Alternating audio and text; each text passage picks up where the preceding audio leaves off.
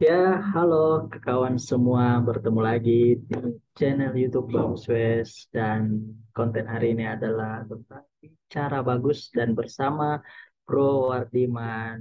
Mudah-mudahan kawan semua nggak bosan bersama kami. Gimana kabar Bro hari ini? Sehat? Baik, baik. Oke, jadi ya ini kita sedikit informasi ke kawan yang nonton video ini nanti bahwa kita nggak akan bahas soal ekonomi, meskipun kita tidak bahas soal teknologi dulu, bahas soal kenaikan BBM, ini lebih ke problem personal sih sebenarnya mau didiskusikan ke Bro Wadiman. Tapi sebelum itu ngomong-ngomong Bro, iPhone 14 sudah dirilis tuh, udah buka PO. Ya, betul. Tapi sepertinya ada hal fitur yang ya signifikan perubahan karena dijual pun dengan harga yang sama. Tapi ya harga Pro Max-nya Pro lumayan ya, ada 33 juta ya untuk dirilis di Indonesia. Tapi Ya, ya cuman itulah kan itu namanya teknologi kan. masalah ini kan, dia kan, karena mungkin jadinya lebih mahal karena dia ya belum lama. Ya, gini Bro. Jadi kan lo tahu bahwa saya ini apalagi namanya bangun rumah tuh gitu. Nah, jadi jadi kondisinya kan ada rumah nih, terus ada kejadian yang mungkin ya saya sih udah nyari-nyari juga. Tapi saya ingat bahwa Bro Wardiman ini kalau secara keilmuan waktu kuliah dulu adalah anak sipil dan saya tahu lah bahwa Bro Oh Wardiman iya punya lah ya. beberapa pengalaman lah, Oh punya iya, beberapa masih kurang pengalaman sih, masih kurang tentang sih Pak Bagus. tahu masih kurang tentang keilmuan, setidaknya bisa mungkin kasih lah sedikit apa ya masukan atau kita sharing mana tahu ada solusi dari situ. Jadi rumah itu Bro, di Ya, dindingnya kayak semacam ada kayak mungkin itu bocor atau kayak rembesan di temboknya, jadi kayak kelihatan apa ya, kayak berlumut basah terus terkelupas terkelupas lah catnya atau apanya gitu. Jadi itu jadi problem karena kan juga belum lama tuh. Jadi saya berpikir kok bisa seperti itu, mungkin karena kualitas materialnya atau apanya saya juga belum tahu. Cuman ini menjadi problem lah untuk saya karena rumah itu harusnya kan bisa digali dengan nyaman lah gitu. Tapi ada problemnya. Mungkin melihat kondisi itu, jadi saya mau diskusi dengan Diman itu kira-kira kenapa bisa begitu dan ya apa yang dilakukan untuk memperbaikinya, apakah dibongkar atau gimana sih Bro, gitu sih mungkin Bro. ya. Kalau melihat dari kondisi ya, kan dari awal kan, kan kalau bang dua atau depan nah itu itu sesuai dengan yang ada. Kita sudah berbahas juga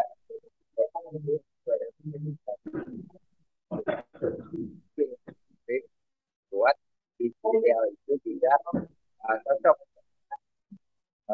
bangunan yang sudah kita bangun. Itu ada faktor seperti itu. Tapi terkadang juga kalau mungkin yang dirasakan beberapa orang itu adalah karena mereka melakukan pembangunan yang tidak ideal. Jadi kalau bahasanya itu pun apa itu jadi kalau pembangunan luar tapi ingat jadi harusnya kondisi bangunannya saat dia tidak terbangun itu dia kondisinya masih duluan. Jadi bukan bangunannya sehat tapi kaki cacat sehingga kita harus setiap hari gitu maintenance harus sampai mungkin biaya maintenance-nya kita lebih mahal daripada biaya pembangunan. Kalau sesuai dengan yang dibahas kalau tadi terkait ini sengketa, sebenarnya ada beberapa faktor ya. Itu harus dicek dulu. Jadi ada dua kondisi, kan kondisinya sama. Kalau umpama rembesan dan lain-lain yang menyebabkan dindingnya lembab itu pasti karena dindingnya menyerap air kan. Nah, kalau di dinding yang bisa menyerap air itu sudah pasti kalau pakai batu merah, pasti batu merah itu kan menyerap air. Itu sudah. ya, memang materialnya yang terbaik. Lepas dari material yang paling bagus sampai yang paling jelek itu pasti minta air. Karena di atasnya material batu merah itu bagaimana caranya supaya menghindarkan dari air. Kami di plaster kan, plaster.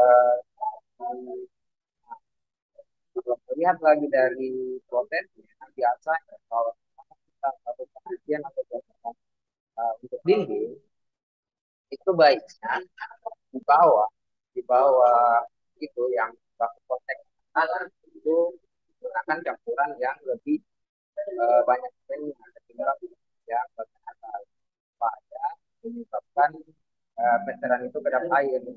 Jadi batu batanya tidak menyerap air. Nah, yang masalah kemudian biasanya dalam konstruksi yang sederhana itu dilupakan. Jadi kalau memang ukuran veteran biasa itu 1/4, biasanya yang dipakai itu cuma 1/4 doang yang dipakai. Tapi kalau dia konteks dekat atau luar itu baik dia tiga untuk bagian bawahnya. Kalau dia tidak ada pasir, itu kan tanah itu biasanya lembab ya. Jadi karena lembabnya tanah itu yang terserap air itu adalah pori-pori dari dinding sendiri. Nah, ketika dinding sudah penuh dengan air, itulah yang menyebabkan apakah lupa, lembab, itu kalau dari bawah. Tapi ada juga faktor karena dia dari atas. Jadi kalau yang dari atas itu dia lebih kalau atap kita itu ternyata bocor, enggak sampai ke bawah. Dia bocor, terus bocor itu yang menetap ke dinding sendiri. Ini ada faktor lain. Seperti kalau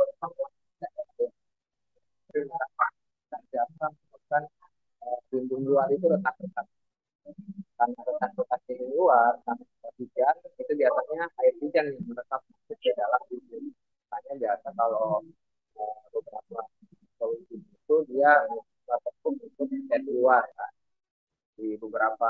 Karena kalau dilihat risetnya pun memang kondisi itu yang terjadi kalau terkait dengan itu ya.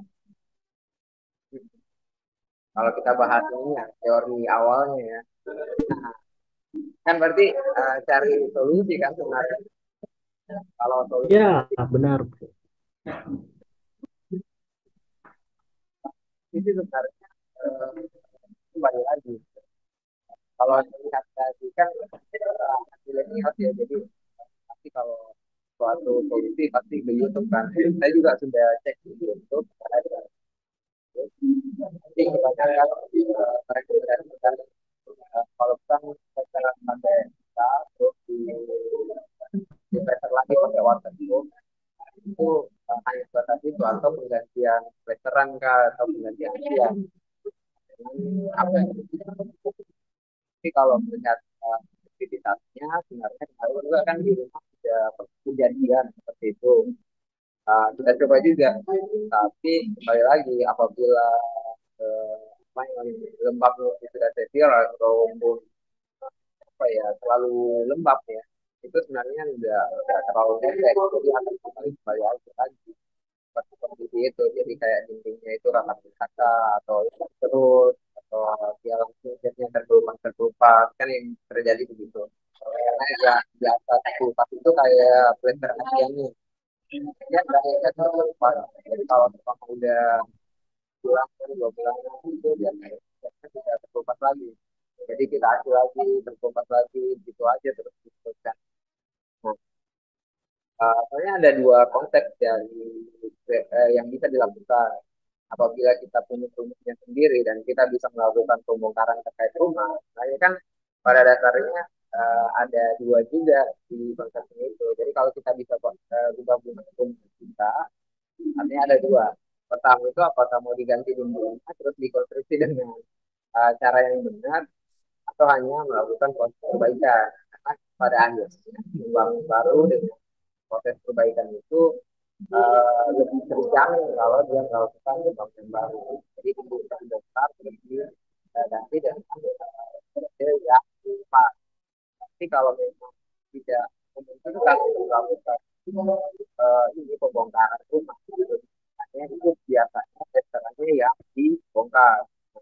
Tapi cara membongkar veterannya pun itu kan veteran dinding nih dibongkar, terus ada bentuk harus masuk 2 cm ke dalam campuran dinding sama bata. Jadi kayak kan di antara batu bata ada campuran, itu harus masuk kisaran 2 cm baru di splatter ulang. Jadi disisipin masuk. Nah itu terus pakai campuran kira-kira minimal 1 banding 3. Jadi pasirnya satu, pasir semennya satu, pasirnya tiga. Karena kalau kurang dari itu, kalau dia pakai campuran di atasnya 1 banding 4 atau 5, itu takutnya sama aja. Karena artinya veterannya tidak kedap air dan veterannya itu ya menyerap air. Kalau sisanya bisa normal. Jadi kalau umpama veterannya udah dia pakai posisi yang kedap air, ini yang dilakukan itu sebenarnya saja. Nah, cara yang kedua sebenarnya untuk bangunan yang tidak dapat dilakukan proses pembongkaran sedikit pun. Ini biasanya dilakukan kalau kita punya bangunan sewa. Kan sebenarnya kalau kita sewa bangunan kan ada tuh yang mensyaratkan, saya tidak mau dindingnya diobok-obok kan, kayak gitu. Nah, itu pakai cara lain lagi. Jadi ini biasanya digunakan metodenya di ini di bangunan-bangunan ini bangunan-bangunan lama yang dilakukan untuk keperluan-keperluan sekarang. Caranya itu pertama karena dindingnya sudah lembab, ini dindingnya harus di cover dengan plastik. Jadi ada plastik bangunan tuh yang tetap dinding. Setelah di cover satu satu dinding itu terus dibuatkan rangka enggak. Tapi rangkanya biasanya pakai kanal C ya. Jadi kita buatkan rangka kanal C, terus di rangka kanal C itu kita tempel lagi dinding baru pakai dinding dinding lagi nanti fabrikasi yang memang sudah ini sudah kedap air kayak apa ya kalsiboard ya kalsiboard kayaknya kedap air jadi minimal kalsiboard atau yang lainnya CFC juga bisa. Jadi itu yang bisa menjadi dinding. Jadi ceritanya dinding lama tidak terganggu, tapi kita tempel dinding baru agar tetap memperlihatkan bahwa dinding kita itu karena kalau kita ingin menghilangkan itu pasti itu lagi pasti harus dibongkar. Pada akhirnya harus ada sedikit dibongkar kan dinding lama. Tapi kalau misalnya tidak dibongkar, artinya kita harus lupa lagi untuk dinding baru. Kayak gitu aja sih Pak Bagus kalau jadi ada dua metode yang bisa digunakan tergantung dari kondisinya. Tapi kalau umpama cara lain kalau umpama kita overboard ya artinya kan seharusnya kita mencari agar tidak terjadi proses penyerapan air di dinding. Makanya kalau umpama dari atap artinya diperbaiki, kalau dari bawah artinya bagian bawahnya diperbaiki. Jadi kembali lagi eh, yang dihadapi Pak Bagus itu gimana? Apakah dia dari atap, ataukah dari air hujan yang jatuhnya miring ke langsung di kurang veteran, atau dia dari bawah memang air tanah yang terserap masuk ke tinggi. Seperti itu sih Pak Bagus ada ini. Ya, jadi thank you bro, itu mungkin membuka sedikit membayangkan bahwa oh ternyata kondisinya banyak hal yang bisa jadi alternatif. Kalau yang saya alami sih bro itu dari atas. Jadi kalau dilihat dari problemnya ya, permasalahannya itu nih Ya, atapnya terus ada tembokan itu. Nah, dari situ sih yang keluar eh, air rembesannya gitu yang saya lihat bro. Makanya mungkin pertanyaan selanjutnya kalau atap berarti atapnya akan diperbaiki bagian atas lah gitu kan. ya. Mungkin akan diganti atau dibongkar. Nah, terus Kalau pertanyaan umpama selanjutnya nih dia bro, ketika ya sebenarnya suka kalau maka bro dilihat dari lanjut lanjut. atap ya kan tadi kalau dilihat kalau memang dia cuma retak ke dinding itu kan biasanya berarti bagian luar dindingnya eksternalnya yang kurang apa ya kurang dapat menahan air masuk ya. Jadi ada waktu air itu dapat terserap ke dalam dinding. Makanya kalau begitu biasanya langsung aja di waterproof aja ke bagian luar ini supaya eh, tidak ada waktu untuk air ke dalam dinding langsung jatuh kan ke bawah. Tapi kalau memang dia di intersect antara dinding dengan atap, itu biasanya terjadi karena panjang yang keluar itu kurang. Jadi contoh kayak di beberapa case itu kalau panjang keluar itu makanya akan ada tampilan kan.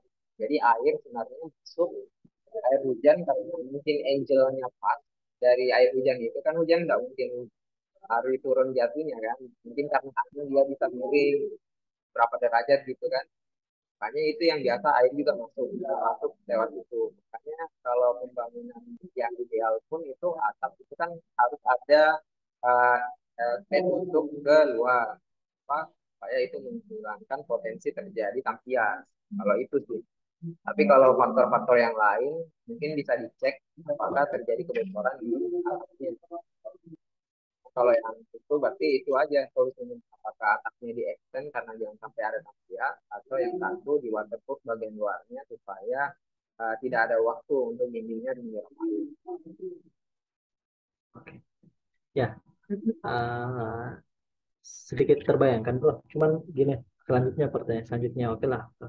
Mungkin kalau bahasa ininya analisis masalahnya mungkin ketemu nih soal Ya, atap, terus akan ada tampias dan lain-lain. Ya berarti memang dari atas permasalahannya bisa jadi perbaikannya adalah atap atau bisa jadi kita waterproofing. Tapi sebelum hmm. sampai ke sana bro, untuk perbaikan yang tadi ada dua alternatif tadi itu yang paling bukan murah ya, budgetnya lah yang minimal untuk bisa menyelesaikan itu kira-kira kayak gimana tuh bro? Yang mana nih lebih Kan lebih sebenarnya bisa kalau masuk di makanya kan kantong nih gitu? jadi kalau lihat itu maksudnya identifikasi awalnya harus ini kan harus apalagi namanya dikatakan harus baik itu karena waterproofing yang paling murah ya. Jadi karena beli satu kaleng itu bisa dipakai untuk proses satu kering kan. Nah, cuman permasalahannya terkadang hal tersebut tidak efektif untuk berbagai kondisi. Seperti yang saya bilang tadi, kalau kondisinya dia menyerap dari dalam, itu takutnya uh, waterproofing aja nggak cukup. Makanya biasanya plesterannya yang diganti. Makanya tadi plesterannya dikupas, terus dikasih dikupas juga spesies dari bata itu sendiri sekitar 2 cm, baru di plester ulang dengan plesteran yang kedap air. Nah, itu proses yang kedua yang cukup budgeting lah ketimbang jadi membuat dinding baru karena kalau umpama kita simpan dinding artinya kan ada beberapa teknologi yang tersedia kayak kalsiboard itu pun kalsiboardnya kan tergantung juga kalau kita pakai yang tipis terus ternyata banyak dipakai untuk nyanggar-nyanggar itu kan ceritanya jadinya beresiko juga kalsiboard dan lain-lain jadi makanya biasanya kalau untuk dinding kan kita pakai yang 5 mili atau 8 mili 8 mili lah minimal ya karena kalau dari itu bapak dorong ke tembok udah pasti pecah. Nah, makanya kalau secara budget sebenarnya yang proses yang terakhir yang kita simpan di itu pasti budgetnya lebih mahal. Kalau yang tertinggal pasti waterproofing, cuman memang kembali lagi karena kondisi yang ada itu biasanya tidak ideal untuk beberapa metode yang ada. Jadi kalau waterproofing aja jangan sampai dia selalu sudah meresap dari dalam. Makanya waterproofing pun tidak akan berguna karena teorinya waterproofing itu kan dari luar. Jadi yang mau dilindungi dicat luarnya supaya dia terlindungi kan dari bagian luar itu. Kalau yang terang artinya kita terlepas dari dia menyerap ke bawah dari bawah itu yang mau diproteksi supaya dia tidak menyerap lagi air dari air tanah. Kalau yang satu lagi itu memang karena kondisinya kita nggak bisa melakukan pembongkaran terkait dengan yang sudah ada. Makanya kalau itu harus dicek lagi dia berada di kondisi yang mana. Oke. Jadi memang ya kalau analisisnya memang hanya tembok luar ya memang waterproofing lah yang paling bisa agak lebih sedikit murah ya bro ya. Iya, betul. Nah, nah, terus kalau misalnya anggaplah kita udah ketemu, nanti coba saya, kan nggak mungkin juga saya yang langsung eksekusi itu bro. Menurut saya yang Betul, nggak punya keahlian dari situ. Makanya saya bertanya bertanya dulu, minimal ada apa mhm, lagi namanya ya, referensi awal sebelum mungkin saya minta bantuan ke orang lain yang akan eksekusi. Terus ini bro, apakah memang apa lagi namanya, membangun rumah itu ya, dengan budget yang pas-pasan, terus pemilihan materialnya apakah mesti memang yang apalagi namanya ya, di standar eh, middle atau tengah-tengah, atau memang kalau kita memang dengan budget yang cukup tapi kita mau kualitasnya lebih bagus itu atau lebih baik lagi, itu di middle-nya ini tapi di pekerjanya yang punya apalagi namanya ketelitian yang lebih, itu gimana tuh bro? Misalnya budgetnya pas-pasan nih, mau bangun rumah, terus di materialnya ini ya pasti kan materialnya biasanya lumayan mengambil budget lah. Nah, dengan budget yang pas-pasan kita ngambil material yang detail atau tengah itu, apa yang mesti diperhatikan supaya kualitasnya juga bisa lebih lebih bagus lah dibanding ini materialnya di tengah-tengah nih bro, tapi kita berharap kualitasnya agak naik dikit dari tengah-tengah ini. Gimana tuh bro? Ada saran nggak atau ada diskusi yang menarik dari pemilihan material itu? ya, kalau dilihat dari pemilihan material, jadi kalau kita berbicara material, semakin ideal materialnya. Jadi kita itu kan selain dibutuhkan dari ideal material. Jadi kalau kita cari grade pasir, grade pasir itu sudah dari komposisinya, apakah dia uh,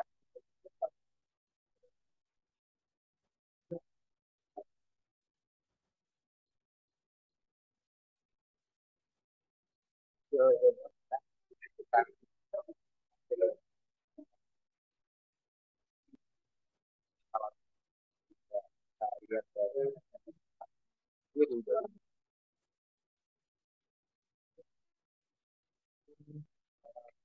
yang tadi yang kita itu humus. Jadi dia ada komposisi tanaman dan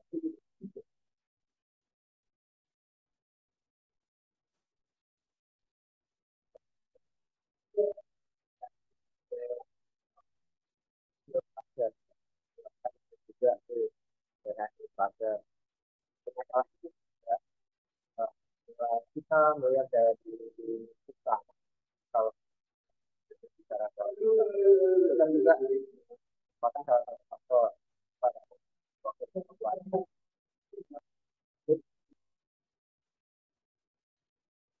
kalau proses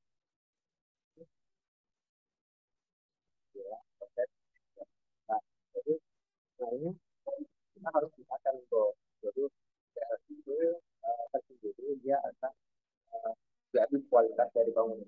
Tapi proses kedua itu juga proses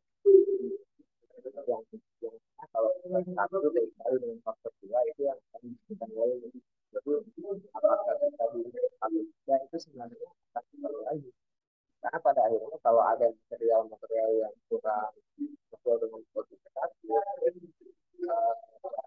saya maka pasti material lain harus ditambah jadi kalau kualitas hasilnya kualitas dan dari kan harus komponen lain ya dibandingkan juga apa tapi tentu tidak menjadi faktor yang mandatory tidak itu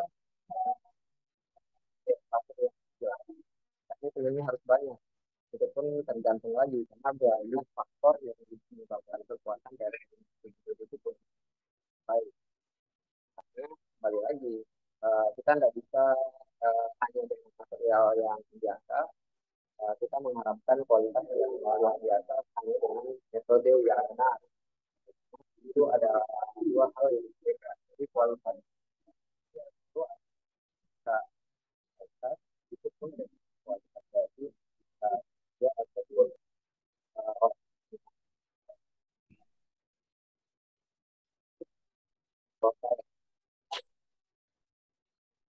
Ya,